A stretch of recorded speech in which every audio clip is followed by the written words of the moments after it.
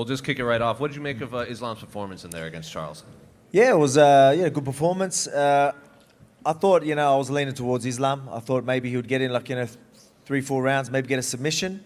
He was landing on the feet, which sort of surprised me a little bit, but at the same time, Charles, again, I've got a lot of respect for Charles, but, he's a very exciting fighter because obviously he can get hit and he likes to hit people. This time he got hit and then got down, and usually people don't want to follow that up, right? Islam did and then got the finish, but, so credit to him.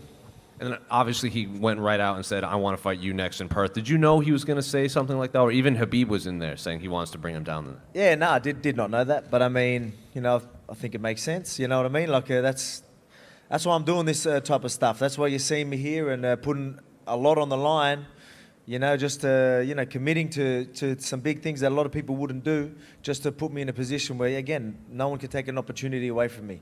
That's just how I've always been, how I always will be, and now I get to, reap the benefits. I want to get that champ and put myself in a position where, everyone wants to see it now, and even the guy holding that belt wants to see it. So it's incredible. It's what we wanted. And I know the fight just ended, and it's obviously going to happen, but at what point does your mind just start thinking about ways to fight Islam in there?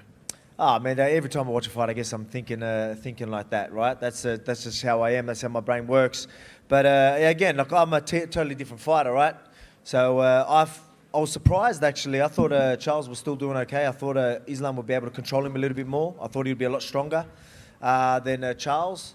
Again, obviously Islam looked strong, but I was surprised that Charles would still be able to get up and throw submissions, and he wasn't able to control him as well as I thought he could.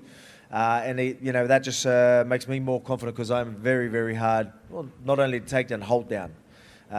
One thing I always say, especially these little short legs, they're very easy to get back to my feet. So that's going to be one hard thing. Getting me down is going to be a problem. If you do, I'm bouncing right back up, and it's going to be stand up most of the way through. So that's how I look at it. And again, you ain't going to land on me like that because I don't just stand in front of you. I don't just come forward and come in, straight at you in one line. I've got a lot of good footwork and a lot of different looks, and very, very unpredictable. They never know what's happening in front of them, and while they're trying to adjust, I'm making them pay.